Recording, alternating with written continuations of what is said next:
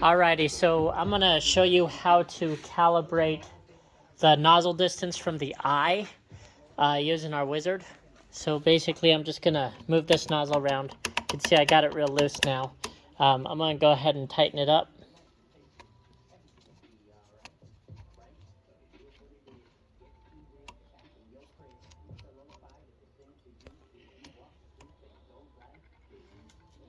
Okay, so everything's pretty tight now. He's not loose. And I got the little flange part of the nozzle pretty center. So what I'm going to tell it now on the program is I'm going to go over to my user interface.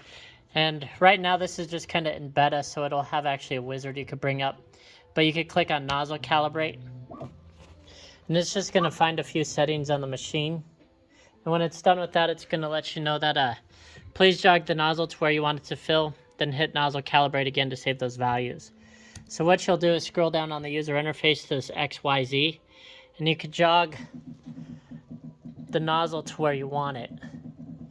So I want it basically there, there, and I'll kind of zoom in and show everyone. So basically right here, you know, I'm a little bit towards the post, so I'm going to back it out a little bit.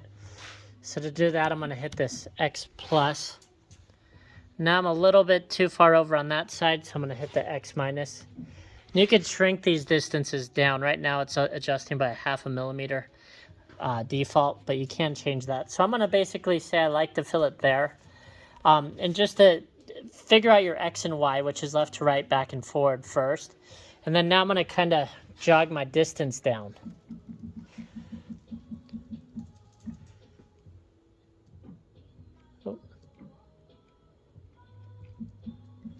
And so basically I want it to go just about there, maybe up a little bit so it's a little outside of that ring.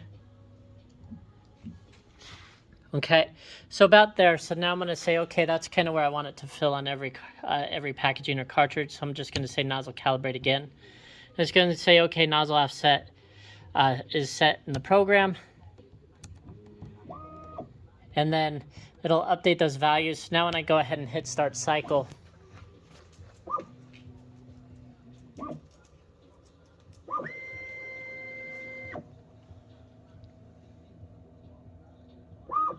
it's basically just now kind of adjusting for the tray. Now it'll start filling where I told it to. So that's kind of how the wizard works, and we'll kind of let this run for a second just so y'all can see it. So we just kind of recalibrated where the eye is looking and where the nozzle is actually set, or your syringe.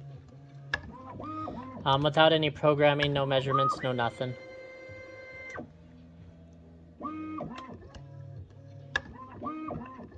There'll also be a wizard for getting part distance from packaging or cartridge to cartridge, left to right, up and down.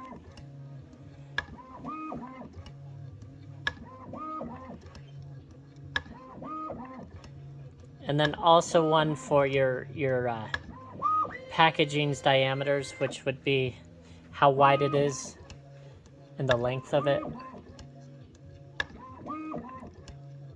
And once you get all those settings, they save in a bunch of value boxes, and you could just go ahead and click save and save those values, so you don't really need to mess with them again unless you change something on the machine.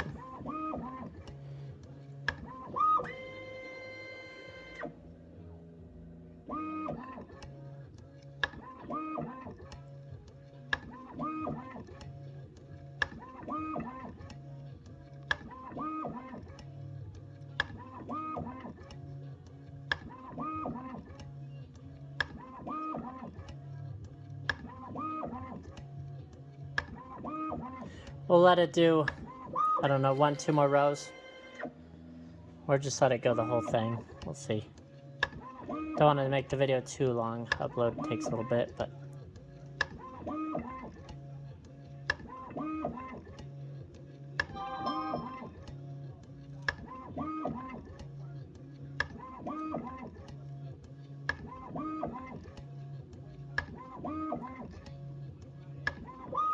we'll let it go to this 9th row just because I don't have any tape right there.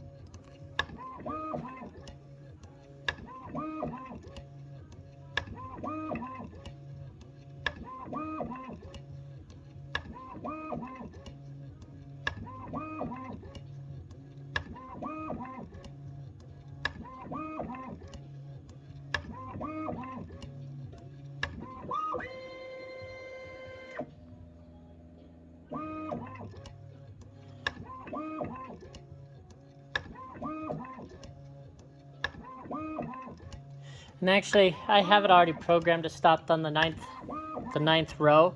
So what I'll do is kind of, just so you can see that it's still going to be calibrated in on the next tray, I'll kind of move this over a little bit and just hit cycle start, and we'll kind of see it run just the first row.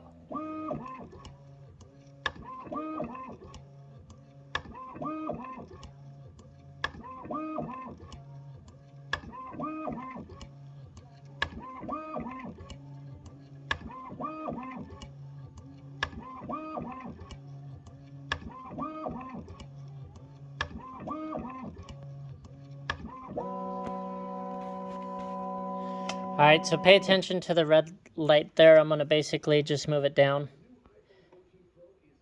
a little bit. Let's see. Yeah, we'll see if we could touch right there. So you can see it moved almost a half a cart.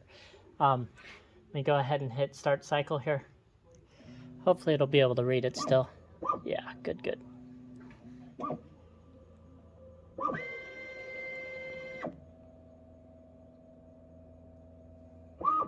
So this whole new one's kind of, you know, maybe 10 millimeters more forward. And it's still going to run just as if it was the last one. If y'all got any questions on this, let us know at www.rockymountainplc.com. Thanks.